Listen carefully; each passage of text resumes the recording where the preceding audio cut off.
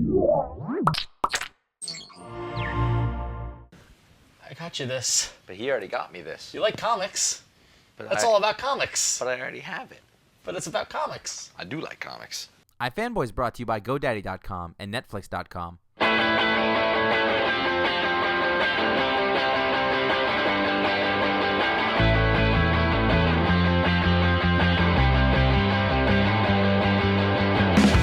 Hey, welcome to another episode of iFanboy. I'm Ron. I'm Connor. I'm Josh. You surprised me there. It was an ambush opening. He just took Keep off. you on your toes. He's like, 3, 2, go. And I was like, all right, we're starting. I bet if you like comic books, you have a lot of books about comic books that are not comic books. Are you following me? Following me, camera guy? No. It's your birthday. As long as I can remember, every Christmas, birthday, somebody would try to get me one of these books because they're at Borders and they're at a table. Now, you say it with a negative connotation. They try to get me one of these books. I like getting these books. I do. When I was a kid, I liked them a lot more. And these are books about comics. You have, Ron, you've got your Ultimate X-Men, which is not actually about the Ultimate X-Men. No. That's important to note. They're best described as like comic book reference books. Reference books. Yeah, treasuries. Treasuries or history books. They're, like Josh said, they're books about comics.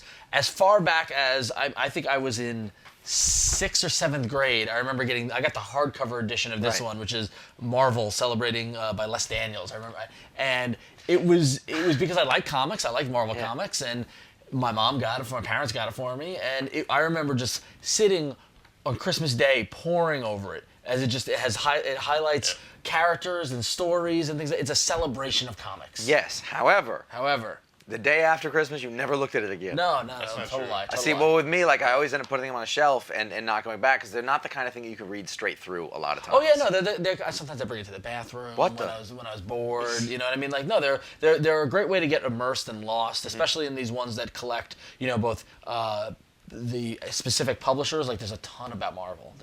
Stan Lee bought a house based on just these because he does an intro for everyone. Exactly. As well as ones that look from a historical standpoint, or the anthologies or collections, or like kind of the history books or whatever. I love them. I absolutely love them. My shelf is full of them. It's total history. I mean, this is sort of similar to this Batman one that I have. That you also. This is also yours. It's the complete history of Batman. It's basically from comics to toys to the films to the newsreels to all the old things. And if you like that kind of thing where you want to go from the beginning and all the little. I mean, I love looking at this. Has got like toys and costumes, memorabilia, and I love looking at all this stuff and looking at the history of it, seeing all the old things. See, the funny thing is that like not only comics, I've got like 90 Star Wars books. Oh, there's a just great like Star this. Wars one. Oh, the one with the toy. one. Yeah, yes. I love that one. Yeah. But there are books about Star Wars. There are books like these kind of celebrations of fandom, and and honestly, like we mentioned, it's the easy go-to present for our families. It's on that big discount table in the bookstore. Yeah. And your aunt knows you. Maybe you read comics. I think I remember you read a Spider-Man comic once. Here you go. But there are some hidden gems in them. There certainly are. So what are some of the ones that we've liked? Well, I mean, this one you talked about specifically. This was the 5 Fabulous Decades, the World's Greatest Comics. I assume that. So this is out of date. Yeah. But because this was around forever. But it's a really neat look at all things Marvel. Yeah. One of the first looks at all things Marvel, because we have a couple of them. It was a good one. But I like how it focuses on the Marvel culture, right? Phenomena. There's like the stuff about the not so much the characters, but the fan clubs and bullpen. Yeah. So that part of it's really cool. I think that's a good one. This is my floppy one. You have the big. These are good for people who don't know the history. Yes, I learned. No, honestly, and we joke about that we've read the comics longer than you and stuff like that. 90% of my knowledge about who was on what book and stuff like that came from these books. Yeah. Like the fact that I knew that it went from Spider-Man, went from Steve Ditko to John Romita to John Buscema. Like all those artists were from these books telling me. Not that I didn't read the comics. I mean, eventually I went and read the comics, but like when you're a kid, you can't see exactly. And a lot of story They didn't points. have trades back then. A lot of story points I learned. It filled in a lot of the blanks. People always want to know who is this person, where did the Silver Surfer come from, whatever. These books gave me those answers. So. One of the really cool ones that I actually got. I remember at one point I worked for this guy when I was working in LA in TV, and he was my boss. He was executive producer of a show, so he had a lot of money. And for some reason, at one point, like he went to a Virgin bookstore, and he bought like every one he could find. Yeah. So I ended up with this giant stack of these, and among them, bonus. yeah. Wait a minute. Among them was this book, Comics Between the Panels, which is actually put out by Dark Horse. I don't think this is in print anymore. Nice. It's like an encyclopedia of comics. So you can look up Jules Pfeiffer. Yeah. You know, and you can look up Dick Giordano, but Mike you can Grell. also then look up, Cerebus, and you can look up just all of these different things throughout the history of comics, not just Marvel and DC, not just the superhero stuff. Yeah. You know, you can find out all about Love and Rockets, or you can find, all those names Yeah. that people refer to that if, you've been reading comics for 10 years, you probably don't know. Right. That's similar to the Encyclopedia of Superheroes, Jesus. which is all very old and the cover's ripped, and it's published by Rovin. That's not in print anymore. In fact, it's on file publications. And I mean, Wikipedia has, for all intents and purposes, made this Obsolete. Obsolete. And that's one of the problems, that these are as dated as when they're published. So, Right. so this is already outdated. That's way outdated. This is this- 1985. This is what's funny about this encyclopedia is written like in one of those old, Dungeons and Dragons type things where it's got the alter ego, first appearance, occupation, costume, tools and weapons, biography, Nice. and little codes to tell you the Submariner's been in comics and TV. Oh, cool. And it's a quote from Submariner and a comment on him, and just all kinds of, and it's just like every little superhero character, and then the teams and who's been the members of the team. So it's all like This is Well, boy. It's like this. This tells me a lot about who you are now. Yeah. Well, that reminds me of, like, we call it this one, this Ultimate X-Men book. Dorian Kingersley, DK. Is that English? No, I don't know. They're a publisher. They do a lot of. I remember I knew this publisher because I worked in the children's room at the library, and they do a lot of kind of like in-depth behind the scenes of the Richard Scarry world, and like there'd be like that sort of things. They started doing stuff with comics, specifically with Marvel, and they put out these great kind of character profiles and like highlights of the stories, as well as like this is where a lot of the maps of the X-Men mansion I found, and like specifics on how the Sentinels work. And Those like are awesome. these are really cool, and there's a lot of them within the. You see, like here's the base, the Xavier estate, and it shows this like where the X-plane takes off from, and the whole layout of the mansion, and it's just like, and even I got this one in like 2001. It looks and relatively new. Yeah, and I spent hours just poring over the details, and it's just like it's really cool to focus in on a specific line of characters and really immerse yourself in the world that's been created by them. What's funny though is because it's dated to the time that it came out. Yeah. So like this picture of Magneto. Yeah, It's was the very old, silly. Yeah, exactly, the old purple cape Magneto. Yeah. So no, but I've got a couple of these Dorian Kingersley ones, which is where they're just like they're totally like they do the How Stuff Works kind of series, or How Yeah. Things Work, and so Those are good books. yeah, those are really cool. So I had this Batman and Bob Kane autobiography. It didn't come out in prose form. It came out in oversized trade paperback. paperback form. This came out around the time of the Batman film in '89, I believe. It came out around then when he was sort of pushing himself. Came out in '89 exactly. Yeah. Preface by Milton Caniff. Yeah. Nice. And Wow. this is where Bob Kane was a notorious self-promoter like Stan Lee, so a lot of this stuff you take with a grain of salt. But it's got a lot of interesting reference material. His early works. And a lot of stories. They reprint a lot of the pages of old stories and a lot of the early drawings and the conceptual art from here when he was coming up with Batman's look is in here and stuff he did later in life. And I actually use some of this for the show we do. I forget that I have these sometimes, and I shouldn't. Well, speaking of Batman, I'm not a big Batman fan, but this is one of my favorite books of all time, which is the Batman animated book, which Paul Dini and Chip Kidd did. And not only Chip from Kidd, by the way, is a name that you'll see on a lot of these Chip books these Kidd, days. yeah, Chip Kidd does a lot. Is a fantastic book designer, like graphic designer, and like these just beautiful kind of things. But this was a total immersion into the Batman animated series, and world of it. this made me love the animated series even more. Storyboards, Products, merchandise, yeah, yeah. exactly. It's total, and it's everything you want to know about that '90s Batman show. I don't even know if this is still in print. I hope it is because it's beautiful. It's just really, really cool. It's one of my favorite things I've ever bought. So. Yeah, the funny thing is, like, if it's not in print, they're probably not that hard to find because Yeah, they were in stacks at your local Borders. I mean, like, that's why we, the $5 table, the $6 table. Yeah. Speaking of this last year, I ended up with Stan Lee's Amazing Marvel Universe. Was it a gift or? Yeah, you can see here it was scraped off. I'm assuming this is like a $6. It's Roy by Roy Thomas. Thomas, yeah. Look at that, with audio commentary by Stan Lee. Another So- book about Marvel. Yeah, well, yeah. Well, my family seems to know that I'm a Marvel guy somehow. I don't know how they know that, but they do. With this one, is special because you flip through it and it goes over the different sort of big moments in the Marvel Universe. There's the Sentinels saga and the Wondrous Worlds of Doctor Strange, and then each has a little number that corresponds to it. And on that number, say that we're at the Fantastic Four wedding page, you go to that. Oh, let's see. Oh, wait, and you press the button, and then wait.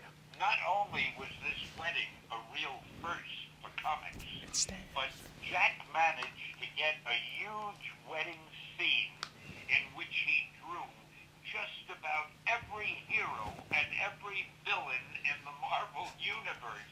I like how he chuckles. It was worth buying just for that one picture.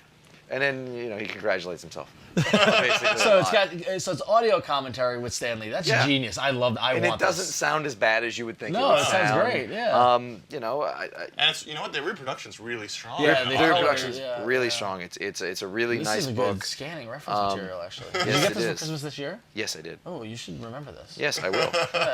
It's just a fun book, and if you like Stan Lee, it's hard not to like Stan Lee. Yeah. And you want to know about this early Marvel history. It's a fun book. It's really neat. And at first I was like, I kind of rolled my eyes a little, but then I started looking at it and playing with it a little more, and I was like, this is kind of neat. It was probably $7. You know what I mean? These books help you appreciate more the medium and the history of it. Yeah. You really can immerse yourself into all that Well, stuff. talk about appreciating. Everybody's all Watchmen crazy these days with the movie and everything. This book, Watching the Watchmen by Dave Gibbons, and also Chip Kidd was involved in the design. Has this emerged as Christmas '08 as on top of every comic fan's list. That book is absurd. I've heard complaints that it's not story. There's not enough. There's a lot of art. There's Well, a it's lot of by art. Dave Gibbons, Yeah. so you You know what? imagine it would be about the I'm cool with that. There's a lot of words in Watchmen, and it's I think it's peppered with just enough stuff. I haven't finished it all the way through. I spent a lot of time just flipping through it. It's really, really interesting. That was a lame description, but Yeah. really like good. they really get into the character design and the color design and some little stories. That Well, have to do there's with so everything. much talked about the story in Watchmen. Yeah. It's been analyzed to death. Yeah. I don't, the art's hardly ever discussed, and this is, And the art is such a huge part of that's it. a and new thing. That's it's cool. a beautiful collection. But these aren't just limited to just the Marvel and the typical ones. I mean, the Vertigo fan. This actually came in that same pile of books that I got that year. This was Vertigo Visions. Basically, is a compilation of a lot of different covers, mostly, but talking about little corners of the Vertigo universe, but mostly highlighting the artists that they've had to work on the covers in those, and Tim Bradstreet and Glenn Fabry, and Dave McKean. Dave McKean, And I actually discovered a lot of artists through this book that I hadn't. John J. Muth is a guy who did a cover in here, which is still to this day one of the most beautiful covers I've ever seen, which I will find at some point and put on the screen. And it just really showed me the kind of stuff that Vertigo's been doing all along. It's a beautiful art book. Since then they've come out with a Vertigo encyclopedia, I think. Yeah, they have. Yeah. that I So don't there's books about comics for all fans. And when we come back from the break, we're going to talk about one of our favorites. iFanboy is brought to you by GoDaddy.com. Web hosting from GoDaddy includes 99.9% uptime, 24/7 support, and free access to Hosting Connection, the place to install over 30 free applications sure to help you get the most from your hosting plan and website. If you want to make an impact online, GoDaddy.com has what you need. .com names starting as low as $1.99, plus world-class hosting, fast and easy website builders, and much more. Make sure to check out revision3.com/GoDaddy for all of iFanboy's GoDaddy deals and codes. Oh, Netflix, honestly, where would I be without you? Thanks for sponsoring this episode of iFanboy. You can rent over 100,000 titles online, including a whole lot of Blu-ray titles with free shipping both ways to your home. There are now over 40 shipping centers, so almost all deliveries happen in just one business day. Plans start from $4.99, and as a new member, you get a no-risk 2-week free trial membership. Check it out at www.netflix.com/iFanboy, and remember the www. This past Christmas, I got one of these books. Oh, did you? Yeah, and it was the DC Vault, which is. Hey, we trademarked that. There's nowhere to put this on your shelf. Really? And what this is, it's called a museum in a book, and it is. Can there be any DC book without Alex Ross on it? No, and this is. I have the DC Encyclopedia. I complain about it on the website of how I like Alex Ross, but I'm sick of his covers. This was like the straw that broke the camel's back. Because every DC book now that comes out has this. I have the DC Encyclopedia, and it's the big Superman.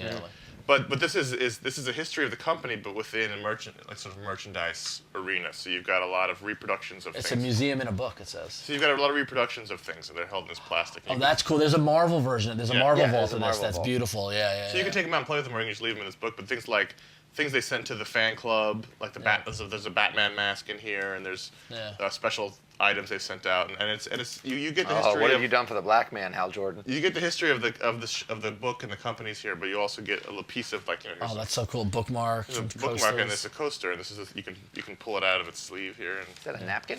That's a coaster. it's this is the announcement that DC had moved offices. Oh, cool. Yeah, so you unfold it and it would show you everything. But and I guess they sent that out. Nice. I remember in the Marvel one, there's like a replica of the stock certificate when Marvel went public.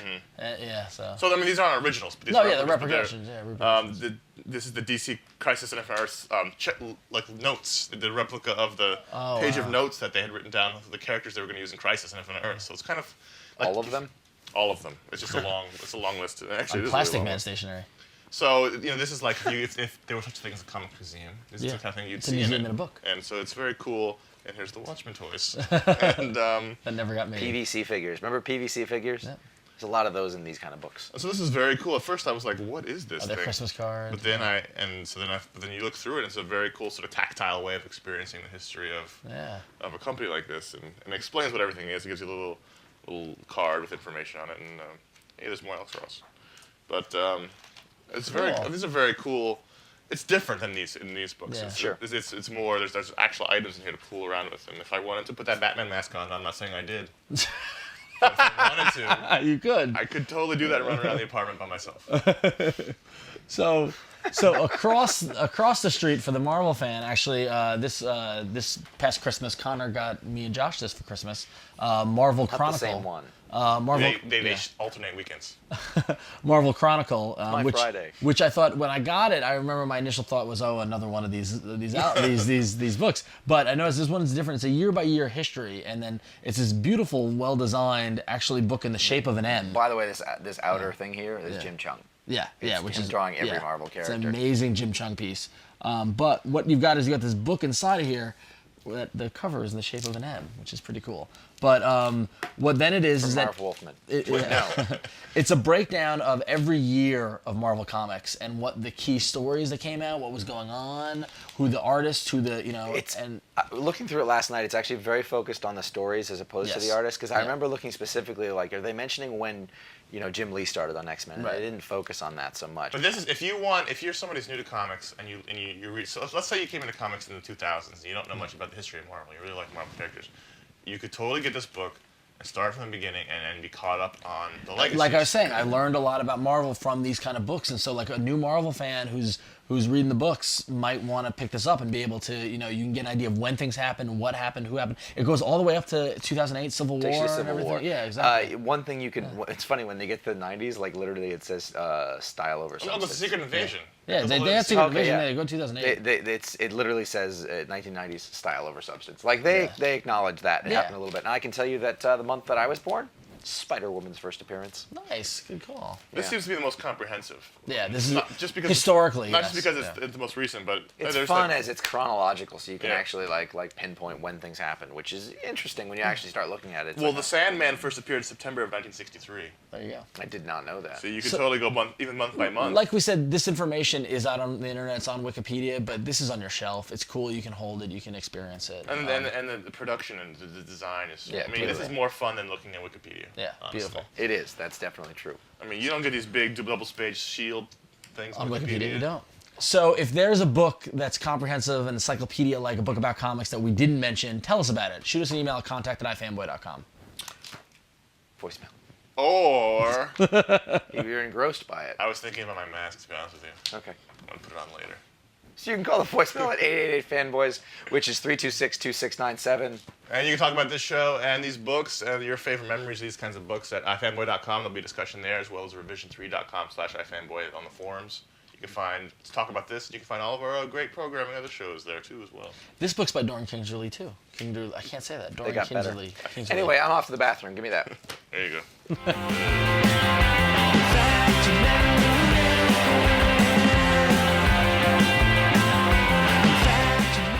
I haven't yet. I'm assuming you have before. I haven't. Once in your life. Must be back times then. Pooped once. I pooped one time. This one time, I pooped.